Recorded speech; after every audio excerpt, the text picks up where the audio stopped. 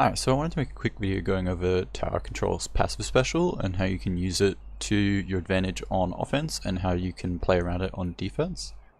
So if you don't already know, in Tower Control, the team that is in control of Tower, like this, they get passive special at a rate of like 4.5 points of special per second. But you can see on the top right, like my special meter is increasing even though I'm not painting the ground. And this happens while my team is in control of the tower, while the icon at the top of the screen is my team's color. Even if I get off tower, it's still like, you know, has a little bit of a delay before my team loses control of tower. So I still get passive special when my team isn't on tower, but I'm still in control. If I lose control and the enemy team gets tower, then they get passive special. And if the tower goes to neutral, like it is right now, the passive special goes to the losing team, but it's only at half the rate of a team being on tower. So it's like, it's really powerful if you're on tower. You know, I got pretty much all of my Booyah Bomb just from riding tower. And this is pretty strong, right? Like, this is a lot of, you know, I got a whole special from just being on the tower for, you know, 20-30 seconds. And during a match, you know, I'm going to be panning around more and going to be building my special that way. So having a passive piece of special income, if you will, going along with the special that you get from just, you know, panning around and playing through the match, is really big. It's really impactful, especially when you have this advantage over the defending team, when, you know, they don't get any of this passive special at all. And so how can we use this to our advantage? Well, one thing we can do is that regardless of whether we want to push or not, whether we're ready to risk someone riding tower, we can do this thing, essentially stall a tower. As long as we've got comfortable control around where the tower is at the moment, we can comfortably just keep touching it and keeping it relatively within an area that we're comfortable controlling. You know, an area is low risk, and we can keep touching it like this to get free points for special for our whole team, pretty much.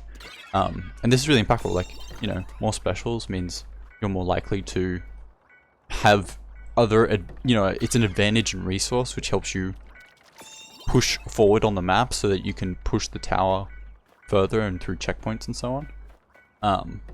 And so yeah, this is one thing. Or probably the main thing that's really important to be aware of during tower control is this idea of touching tower control, or touching the tower so you get control when you can, but then also this idea of stalling it in a comfortable and safe position, so that you don't risk your life if you're not ready to push, but you still get passive special. You get a lot of passive special. The other benefit of this is, like, if you're keeping the tower in a position like this where it's not really going forward, it's not really going back to mid, is by the time you are ready to push, the tower is already part way along its path. You know, I don't have to start from all the way from mid.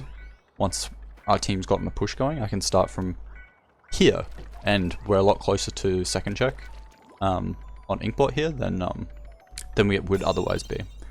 And the positioning of where you can safely and easily stall the tower kind of depends on the map.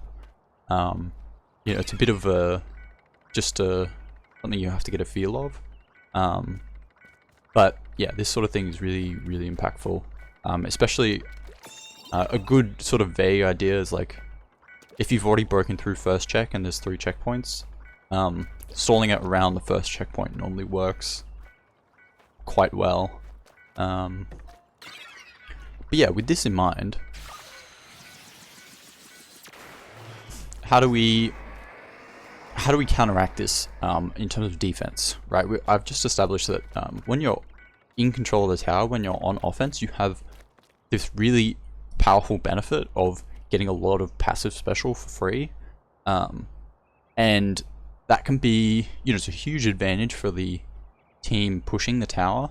How do we how do we be aware of that advantage on defense, and how do we, you know, play around it? Well, unlike say Splat Zones or Rainmaker, when you're sort of on the defense, or you're not in control of mid, you're not in control of the objective. In Splat Zones and Rainmaker, the defending team will get passive special, and so that means that, you know, they'll have a little bit of advantage so that they can push back and try to take control of the objective again. In tower control, this is not the case. You don't, as a defending team, you don't get any passive special charge, which means that if I want, or anyone on my team wants to get a special to help defend, we have to get it solely through painting the ground. Just like in Turf War, you have to get it solely through painting the floor. And this is quite big, especially if you're, well, it's important to recognize, you know, is your weapon good at painting for its special?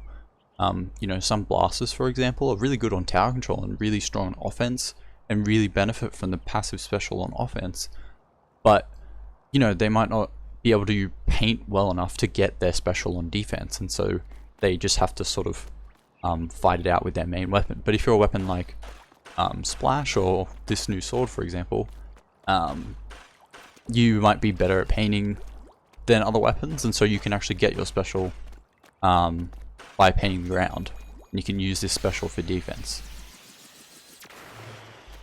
So the important thing to keep in mind with tower control especially is you want to be really mindful of how much spawn paint you use up throughout the match. Because you're on defense, because you're generally, you know, you probably don't have as much map control as the other team if you're on defense in tower control. Maybe we've got up to our plat kind of area to paint, and maybe these like little side alleys and spawn and stuff. If we've got like that is comfortably within our control that we can paint for our special, that's a much smaller area, this kind of area, than, you know, the entirety of mid plus the opponent's side of the map. So we have to be really mindful in how much of our spawn paint we use up, because if we use up all of it and then we want to get another special, it's going to become really difficult, because we have to stretch into areas of the map that maybe aren't in our control, or you know, we have to fight for the control first. And so yeah, one of the things that you can do is save particular areas of your spawn to you know, as a dedicated crab for defense, for example, or a dedicated booyah or something. And you can definitely defend tower without a special, but you know, it would be stupid to say that specials aren't useful. But yeah, it's something you have to really keep in mind in tower control, that your entire defensive special has to come from you painting the ground. I see a lot of players make mistakes of painting their spawn too early in the match. You know, really heavily painting their spawn for an opening special, like a cooler or something, and then at some point later in the match falling on the back foot, and then not having any paint and spawn to get a special to recake on defense. And so that's how you have to kind of counteract this really big advantage of a passive special when a team is pushing, is really managing your spawn paint. This is much easier in a team environment for sure. You can kind of coordinate which player on the team gets their special when, but it definitely is a big thing in solo queue. It's definitely something that I've abused many times before, and it definitely depends partly on, again, the type of map that you play on, because some maps will have larger spawn areas than others, or, you know, flank routes that they can paint up or something like that. But yeah, that's sort of just what I wanted to make a video on. Nothing too crazy, but yeah, if you liked that sort of explanation of just really basic strategy, then let me know. Thanks.